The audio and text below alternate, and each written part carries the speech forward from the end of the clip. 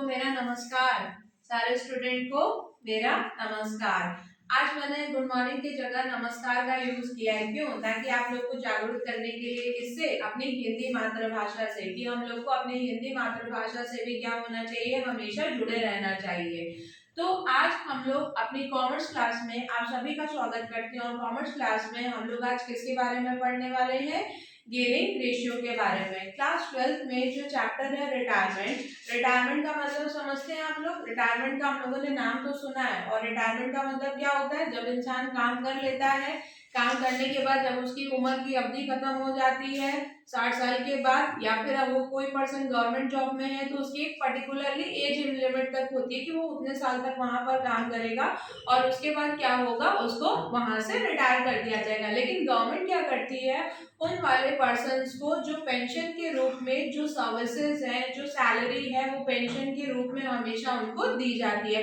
क्योंकि वो साल भर उस ऑर्गेनाइजेशन से, इतने सालों से वो उतने इस ऑर्गेनाइजेशन से जुड़े हुए हैं, तो उस बेसिस पे गवर्नमेंट कभी भी अपने एम्प्लॉय को पूरी तरीके से हटाती नहीं है, बल्कि उनको अपने आप से जोड़े रहने के लिए, जिन लोगों ने इतनी मेहनत गवर्नमेंट के लिए की है, उसके लिए वो लोग लगातार क्या करते हैं, उनको पेंशन भी प्रोवाइड करते हैं। तो अकाउंट्स में जो पेंशन टॉपिक तो नहीं है, लेकिन पेंशन के बाद जो हम लोग पढ़ने वाले हैं, क्योंकि पेंशन की टॉपिक तो हर एक चीज में अलग अलग तरीके से रिलेट करती है, लेकिन अभी हम बात कर रहे हैं रिटायरमेंट की। तो रिटायरमेंट में आज हम लोग अकाउंट्स के क्लास 12 का जो चैप्टर है रिटायरमेंट और डेथ, तो रिटायरमेंट में आज मैं आप लोग को ये बताऊंगी कि कैसे हम लोग गेनिंग रेशियो को कैलकुलेट करते हैं जब कोई एक पार्टनर रिटायर हो जाता है।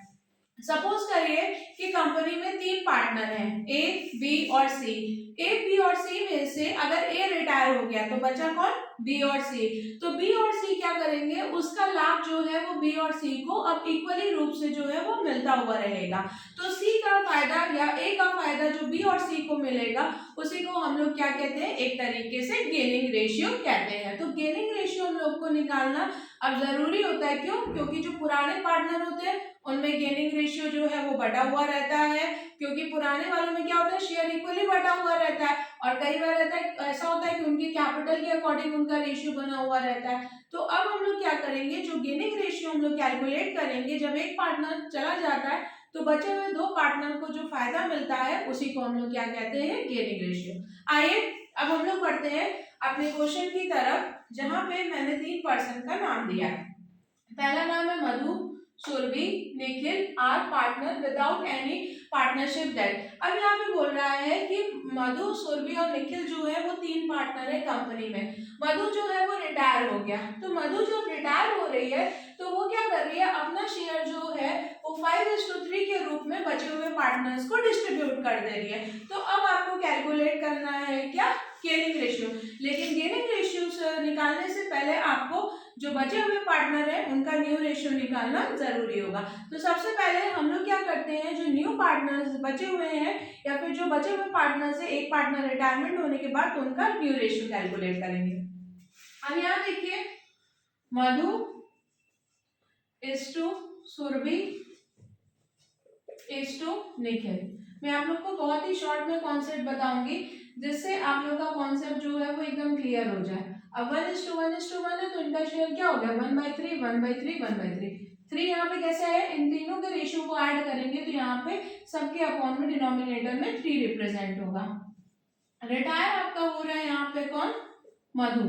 मधु रिटायर हो रही है तो मधु के का शेयर कितना है, 1/3। और जब वो रिटायर हो रही है तो इससे जो सुरभि है उसको कितना शेयर मिलेगा, तो 1/3 इंटू 5/8। और यहाँ पे सुरभि विल गेट शेयर लिख लीजिएगा, तो यहाँ पे आपका आएगा 5/24। उसके बाद अब हम लोग आते हैं किस पे, निखिल पे। निखिल का शेयर कितना है, 1/3 इंटू 3/8, तो ये हो जाएगा आपका 3/24। अब इसके बाद सुरभि का हम लोग क्या करेंगे, न्यू रेशियो निकालेंगे।